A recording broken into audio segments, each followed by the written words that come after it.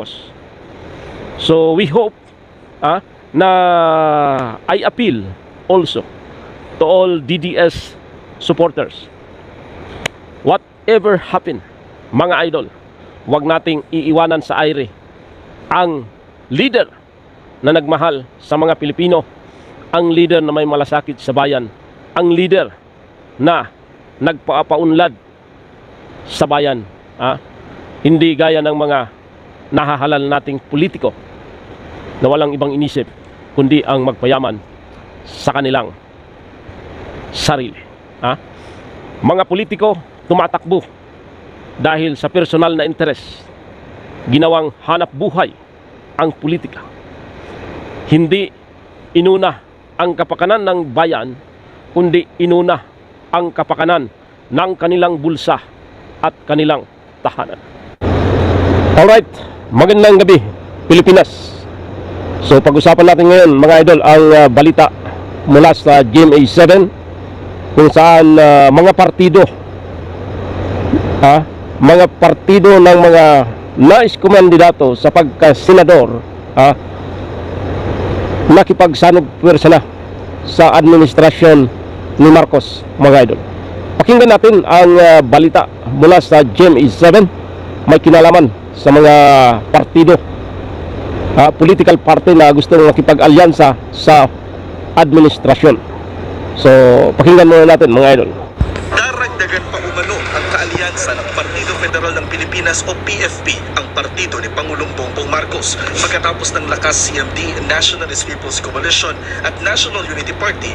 Ayon kay Representative Ace Barbers, sasama na rin daw sa koalisyon ng kanyang partidong Nationalista Party. We are in the process of firming up yung alliance between the Nationalista and the Partido Federal ng Pilipinas.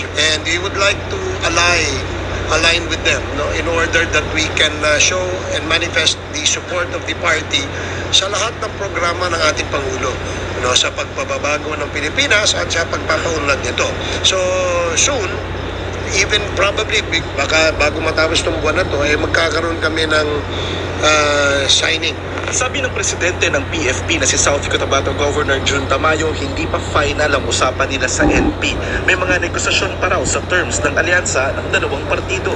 Ang oposisyon na Liberal Party, 4 na ang kinukonsiderang pambato sa Senado. Ayon kay LP President Representative Edsel Lagman, hindi nila bubuin ang 12 pangalan dahil limitado ang kanilang pondo.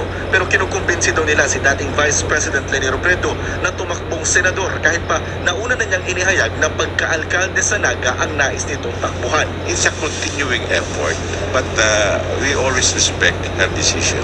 If she will run for a local position, we are asking her to be active in the national campaign. Iminungkahi naman ni dating Senador Antonio Trillanes IV na bumuo ng koalisyon ng anyay Big Forces kasama ang kampo ni Pangulong Bongbong Marcos matapos lumabas ang balitang ilan sa pamilya Duterte ang posibleng tumakbo para sa pagkasenador. Pero sabi ni Lagman, we are not seriously considering any alliance with the Duterte forces or the Marcos forces. Sa ngayon, sinabi ni Lagman na kasama ng LP sa koalisyon ang Magdalo at ang bagong partido na Katipunan ng Nagkakaisang Pilipino. Ang koalisyon naman ng Makabayan Bloc sa Kongreso bubuo daw ng sariling senatorial slate. Sa ilalim ng LP at administrasyon kontra sa mga Duterte. I would prefer that we stand the LP's stand as a party rather than we align with anyone. Pero sang-ayon si Trilon na kapag sumama ang oposisyon sa palasyo, tanging mga Duterte na lang ang maiiwan sa oposisyon. Pati si Tesoro III kontra sa unity ticket laban sa mga Duterte. Hindi raw ito makakaapekto sa alyansa nila sa Partido Federal ng Pilipinas dahil anya, hindi ito kontra kanino man kundi para sa ikabubuti ng bansa. So yan mga idol ang balita. Ito yung may kinalaman sa mga partido, mga political party na gustong umanib dito sa administrasyon. Alam naman natin mga idol na ang mga politiko, kung sino yung administrasyon, ay siyempre doon na aanib. So normal na mga idol, sa kalakaran ng politika, kung sino yung administrasyon, doon tumatakbo yung mga politiko na nais mag-re-elect o tumakbo sa mga national position. Kahit sino naman ang mga politiko na nagnanais manalo, talagang sa administrasyon ang takbo. Ang tinitingnan natin dito, parang nagiging itsapuira ang partido ng previous administration, ang PDP Laban.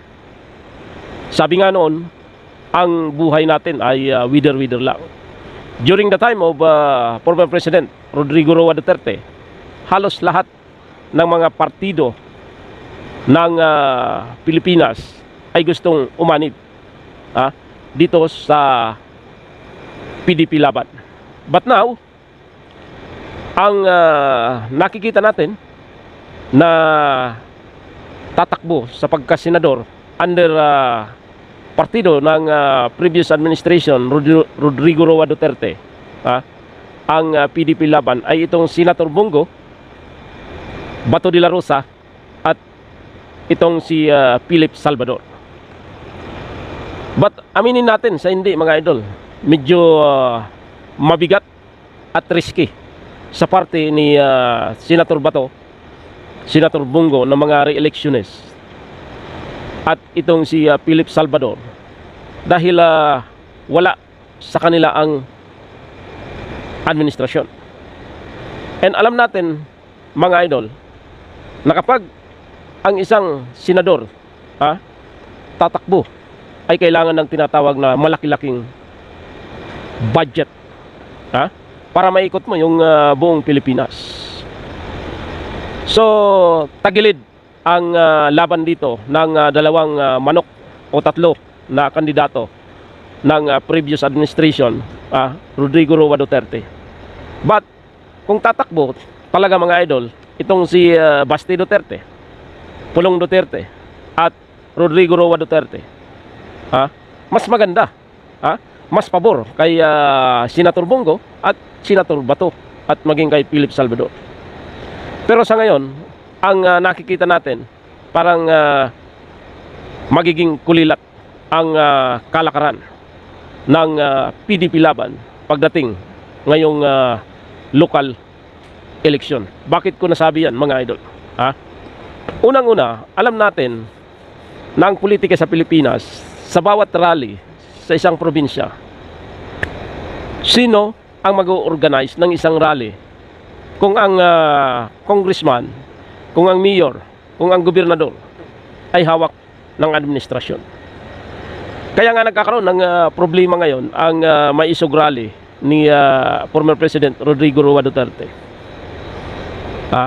Dahil lahat ng umanib dito sa Maisog Rally ay nagkakaroon ng problema. Remember, Mayor Rama ng Cebu, parang pinatawan ng suspension order dahil binigyan niya ng suporta ang Maisog Rally dyan sa Cebu. Ang gobernador ng Davao del Norte, Governor Jubaib, suspendido dahil sa Maisog Rally. So dito mga idol, nakikita natin na talagang dinidiinan ng administrasyon ang galaw ng Duterte. At ito yung nakakalungkot mga idol, dahil pag itong si Bato at si Bongo ay hindi naka-establish ng maayos na sistema ng campaign system ngayong 2025 national election, local election mga idol, may tsansang hindi makapasok ang isa sa kanila o itong tatlo o itong dalawa. It is early to speculate mga idol, but tayo namang mga Pilipino, alam natin yung takbo ng politika dito sa Pilipinas. Sa bawat eleksyon, kailangan yung tinatawag na logistic. Ha? At alam na ng taong bayan na ang mga butante ng mga kababayan nating mga butante laging nagsisimula ang kanilang pagpili ng ibubuto, lalo na sa mga nasa mountain unit na hindi masyadong aware sa nangyayari sa ating gobyerno. Kung ano ang sinabi ng kanilang leader sa isang purok, kasama yung papel, kasama yung sentimo, nakalagay yung pangalan, mayor, congressman, governor, senator. Yun ang nakakalungkot sa atin. Kaya't sa hanay ng kandidato ng previous administration na si Senator Bato, Senator Bongo, medyo risky ang kanilang magiging campaign period. Ang kanilang campaign strategy ay magiging guerrilla system. Radas kung saan yung available at malapit sa kanila na pinuntahan, yun ang kanilang mapupuntahan. But sabi ko nga, sino ang magi-establish ng tinatawag na campaign rally kung ang kanilang mga pupuntahan na lugar ay walang kandidato ang PDP laban? So alam natin mga idol na karamihan sa congressman, sa mayor, sa gobernador ay nagsilipatan na sa administrasyon. Kaya't magiging mabigat sa damdamin ng Duterte kung matatalo ang kanilang mga manok. Unang-una, pagdating sa logistic, parang tagilid ang laban. Dahil administrasyon, didiinan nila yung mga mayor doon. Didiinan nila yung congressman doon dahil andyan si Speaker Romualdez at yung gobernador. Andyan yung DILG. So, panapanahon lang ang politika dito sa Pilipinas. Ngayon, ang ating nalalaman, itong Nationalista Party ni Ace Barber ay sasanib na rin sa administrasyon ni Marcos sa kanilang Partido Federal. Yung partido ni Cynthia Villar, alam natin mga idol na itong Villar noon ay kaalyado ng Duterte. But now, wala tayong nakikitang balita, wala tayong naririnig na ang partido, mga idol, ni Villar, itong Nationalist People Coalition ni Villar, parang aanib na rin or umanib na sa Partido Federal ni Marcos. So ang bilis magbago mga idol. Kaya ang National Unity Party ay umanib na rin sa Federal ni Marcos. Alam natin ang partido ni Gloria Macapagal Arroyo, ang Lakas in UCD. Yun din ang partido ni Romualdez. Andun na rin. Alangan namang iwanan ni Romualdez si Marcos. Diba? Kaya't halos malalaking partido, mga idol, ay umanib na sa Partido Federal ng Pilipinas na pinamumunuan ni Marcos. So yan ang ating tinitingnan. At itong partido mga idol, kasi may lumabas na rumors na itong si dating House, dating Senate President Tito Soto ay muling sasabak sa pagkasenador at nakipag-alyado na rin ang kanilang partido mga idol sa Partido Federal ng Pilipinas. So dito parang hirap na hirap ang partido ng former President Rodrigo Roa Duterte na mahatak yung mga taong dati nilang kasama sa partido. Kasi alam naman natin, ang mga politiko sanay na sa paganyang-ganyang laro. Tingnan mo, mga idol. Itong si Tolentino, alam naman natin na dating dilaw yan. Hinatak lang nung previous administration, and now wala na. Wala na yung loyalty niya sa presidente. Previous administration. At ngayon, lumipat na dito sa administrasyon ni Marcos. Dahil alam naman natin si Francis Tolentino ay isang Bicolano.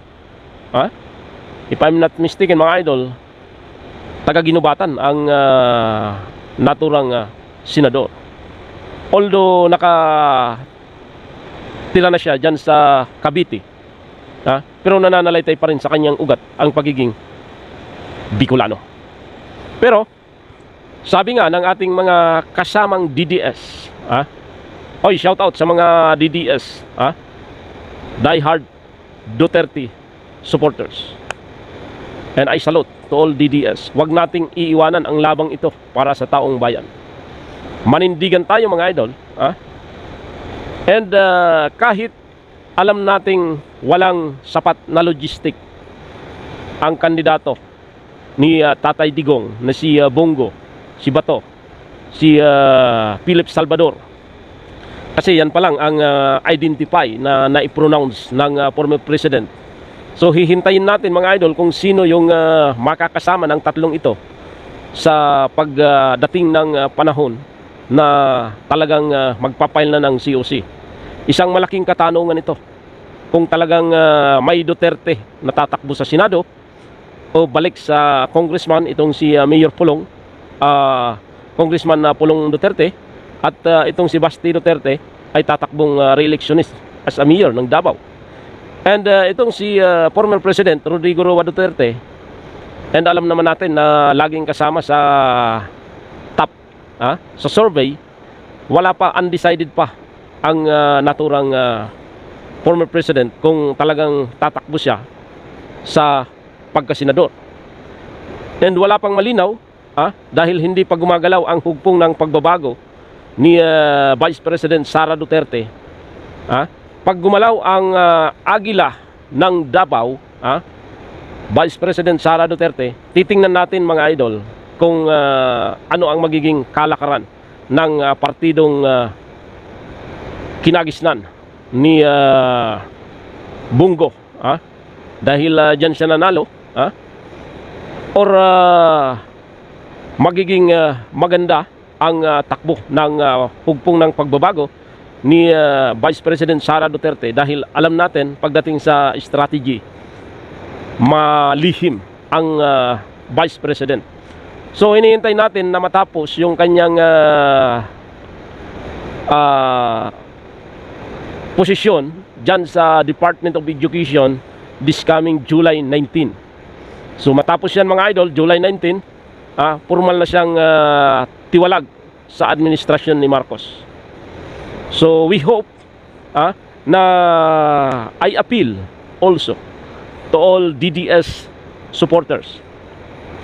Whatever happen, mga idol, wag nating iiwanan sa aire ang leader na nagmahal sa mga Pilipino, ang leader na may malasakit sa bayan, ang leader na nagpapaunlad sa bayan, hindi gaya ng mga nahahalal nating politiko na walang ibang inisip kundi ang magpayaman sa kanilang sarili.